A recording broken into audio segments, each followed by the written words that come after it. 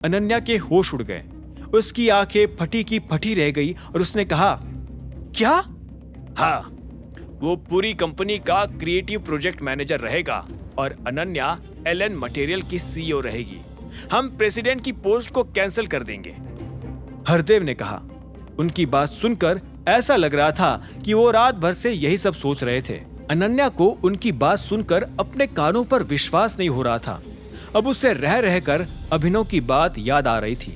अभिनव ने उसे वार्न किया था, लेकिन तब तो अनन्या के कानों पर जू तक नहीं रेंगी थी। अभिनव जो कुछ भी कहता था वो सब आखिरकार सच हो गया था। हरदेव सिंह सनी को ही फेवर करने में लगे। थैंक यू सो मच दादू। सनी ने एक बड़ी सी मुस्कान के साथ पहले हरदेव और फिर अनन्या को देखते हुए कहा। अनन्या ने भी उसे एक पल के लिए गुस्से में देखा और बोली, ठीक है, लेकिन फिर भी हमारी मॉडल चित्रा ही होने वाली है। ये कहने वाली तुम कौन होती हो? प्रोजेक्ट मैनेजर मैं हूं। मैं डिसाइड करूंगा कि कौन हमारे लिए बेस्ट होगा। इसके अलावा हमारे पास ऐसी और बहुत सी मॉडल्स हैं जो चित्रा से बेटर है, उससे ज्यादा एक्सपीरियंस और उससे ज्यादा पॉपुलर भी है। सनी ने अपनी तरफ से कहा। इस बात के जवाब में अनन्या ने शिकायत भरे लहजे में कहा, हाँ, लेकिन उनमें से कितनी ऐसी है जो हमारे प्रोडक्ट्स यूज करती है? एक भी नहीं।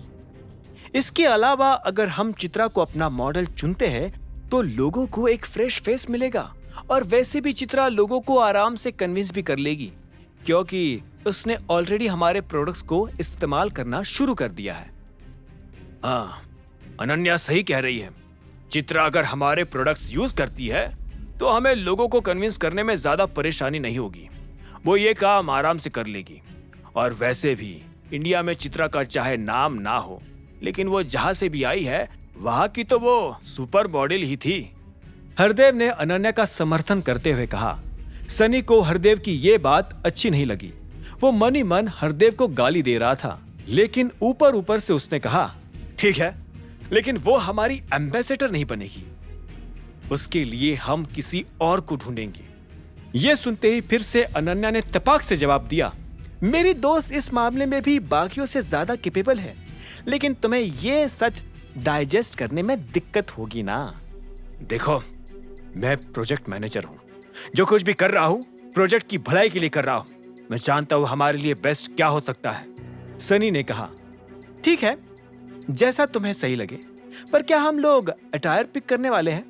अगर हाँ, तो अभी जाकर देवेन से मिलो और इस बारे में बात करो, ताकि हम आज से शूट शुरू कर सके।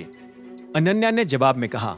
सनी ने उसकी बात पर नजर चुराई और बोला, देवेन देश छोड़कर जा चुका है।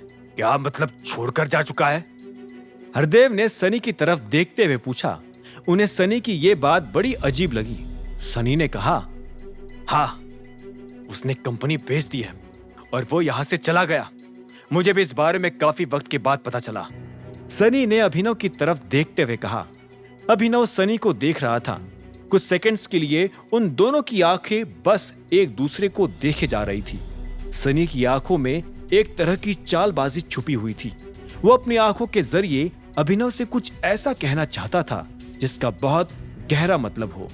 अभिनव भी उसकी आंखें देखकर समझ गया था कि सनी के पास कोई तो ठोस खबर थी। इतने में राजीव ने कहा, मुझे नहीं लगता कंपनी का नया मालिक उसे वैसे ही चला पाएगा जैसे देवेन चलाया करता था। अनन्या ने जवाब में कहा, मुझे लगता है कि हमें प्रोटॉन को ही कॉस्ट्यूम्स हैंडल करने के लिए कह देना चाहिए। वो लोग इतने सालों से एडवर्टाइजिंग कर रहे हैं, उनके पास जरूर ब्रांड्स होंगे। सनी ने अनन्या की बात पर हाँ में सिर हिलाया और बोला, मुझे कोई इशू नहीं है। इतना कहते ही सनी डाइनिंग टेबल से उठ गया। सब लोग अपनी अपनी जगह से उठे और काम पर जाने के लिए रवाना होने लगे।